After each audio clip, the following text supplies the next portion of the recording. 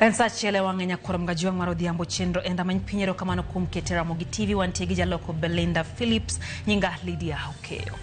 Anyuola mar Edward Maingi jatuo manyocha onegi kar thieth ma Kenyatta oyangonegi dhidonjone kar thieth no edoho ewi nek mar wuodgi manyocha onegi kayudo thieth e osiptal no ma Kenyatta maen bang report mar bero yango ne Edward Maingi nowito ngimane kaluwore kod chwer mathoth mar remo kowuok e ng'ute manyocha ong'adi gi achich matimore kinde ma doho chiwo thuolo mar medo dino ne achich maduong' e nek makamano kuom ndalo 21. Jafwambo mar Cynthia Onyango noluwo chenro mar bero no kendo miyo lerno e yo machal kod mae. Kuom seche mohewo 4, chenro mar bero mar ringre Edward Maingi Ndegwa jal mayande onegi e kar thieth maduong' ma Kenyatta odhi nyime kar kano ringre ma Kenyatta mar yango adieri ewi gima nokelo tho mar jagono ma jahigni 54 manoyudi otanda mare karemo madho dende bang' ng'ad ng'ute kod pala e ward mar 7B ward mayande onegi e jatuo machielo ma nyinge Gilbert Kinyua ma jahigni 39 tarik 6 dwe mar 2 higani. Bero no manotim kod jotim bero 4 moting'o jabero mar Okwach Kich, jabero mar tendo osiptal ma Kenyatta kanyakla kod jachung' mar anyuola oyango ni Edward Maingi ne otho bang' chwero remo mathoth kowuok e ng'ute kama nong'ad kod pala. Anyuola mar Edward Maingi kata kamano owacho ni kaluwore kod lipot mar bero gidhi kawo ndamo mager mar chik ne osiptal mar Kenyatta ma giwacho ni oketo nyawo e tijgi mar rito ngima jotuo e kinde ma giyudo thieth. We can't just take the body to bury before we have sued Kenyatta Hospital management.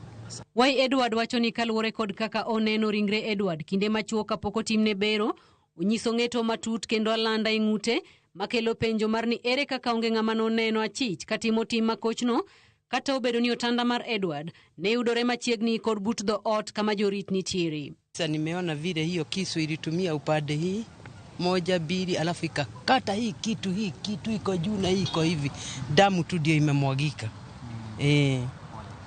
My question is, how did he pass the report desk and go to the toilet which is just there and then watched the chart and came out, went into his room without the notice of the staff who are at the desk? Magitimore kinde machich maduong' ma itudo kod nek makamano Kennedy Kalombotole rawera ma jahigni 29 ochopie doho odiochieng' ma kawuono e buch nek mar Edward kendo doho miyo Okwach Kich chik mar medo dino ne Kalombotole kuom ndalo 21 e kinde ma nonro dhi nyime.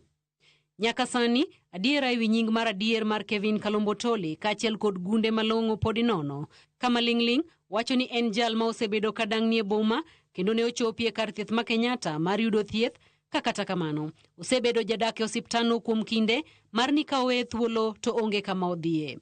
Not opposed to detention. No. The issue is the place.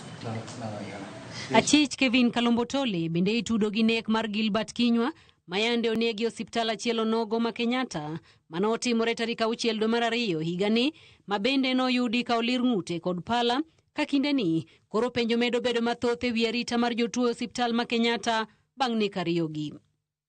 Cynthia Onyango, Ramogi TV, Nairobi. Boniface Mwangi manyocha omaki gi Okwach Kich chieng' Jumamos ka itude kod ketho mag njore.